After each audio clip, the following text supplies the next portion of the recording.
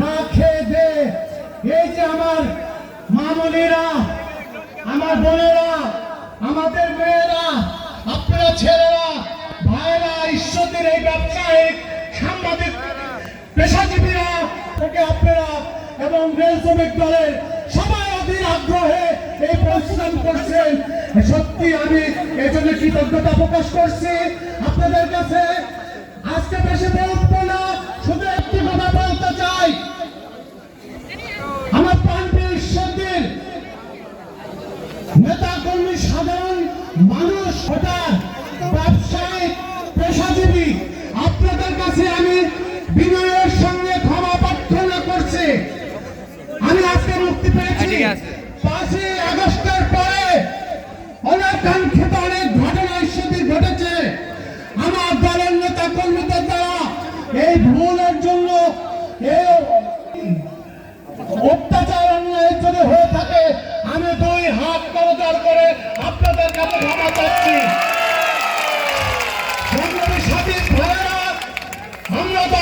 আমাদের পর নির্যাতন হয়েছে, নতুন করে বলার কিছু নেই।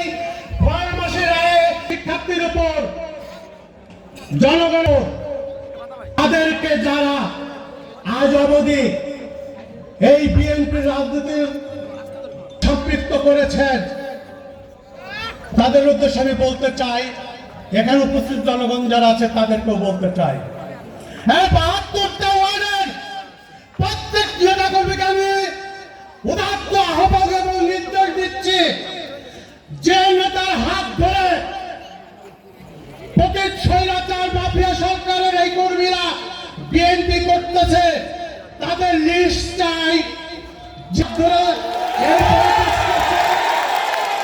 সেই নেতার বায়োডাটা সহ আমি তাদের বায়োডাটা সহ লিস্ট চাই।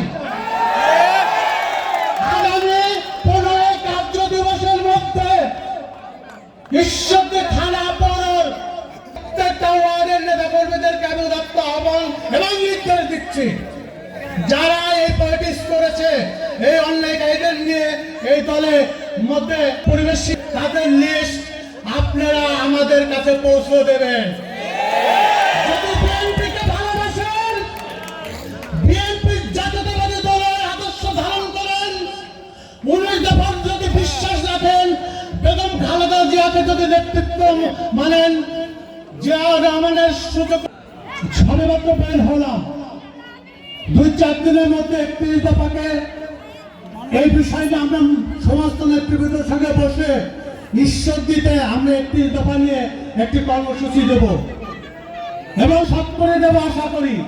সাথী বন্ধুরা, আজকে এখানে আরো উপস্থিত আছেন আমার ভেড়ামারা উপজেলা বিএনপির সাবেক এমপি রুদ্দুল ইসলামের ভাতিজা বিজলি, এবং আছে আমাদের ভেড়ামারা থানার অনেক নেতৃবৃন্দ, যেমন ছালাম চেয়ারম্যান আসছে,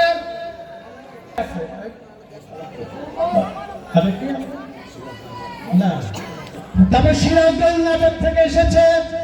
ঠিক আছে, আপনার কাছে মানে এই কৃতজ্ঞতা ভাষা আমি বুঝাতে পারবো না।